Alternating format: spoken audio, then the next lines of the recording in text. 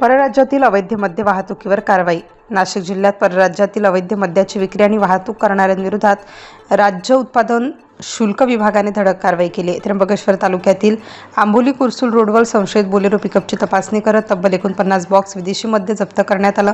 या कारवाईत वाहनासह सुमारे 9,05,600 रुपयांचा मुद्देमाल जप्त करण्यात आला. आंबोली कुर्सूल रोडवर वाहन तपासणी. राज्य उत्पादन शुल्क विभागाच्या भरारी पथकाला मिळालेल्या गुप्त माहितीनुसार आंबोली कुर्सूल रोडवरील शासकीय आश्रमशाळेसमोर वाहन तपासणी नाका लावण्यात आला होता.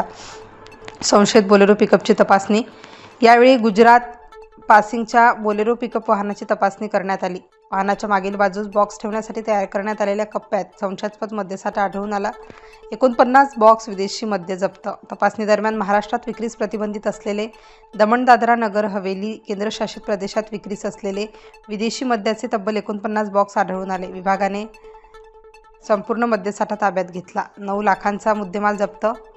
या कारवाईत विदेशी मद्यासह बोलेरो पिकअप वाहन असा एकूण सुमारे 9,05,600 रुपयांचा मुद्देमाल जप्त करण्यात आला. महाराष्ट्र दारूबंदी कायद्यानुसार संबंधितांविरोधात गुन्हा दाखल करण्यात आला आहे. राज्य उत्पादन शुल्क विभागाची कारवाई. ही कारवाई राज्य उत्पादन शुल्क विभागाचे निरीक्षक विलास वामणे, दुय्यम निरीक्षक संजय भिवा सावंत यांच्यासह जवानांच्या पथकाने केली.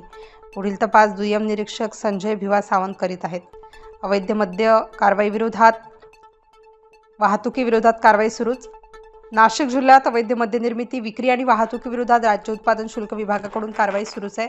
नागरिकांना अवैध मद्याबाबत कोणतीही माहिती असल्यास विभागाच्या टोल फ्री क्रमांकावर संपर्क साधण्याचे आवाहन करण्यात आले आहे. Star news bureau, Nashik.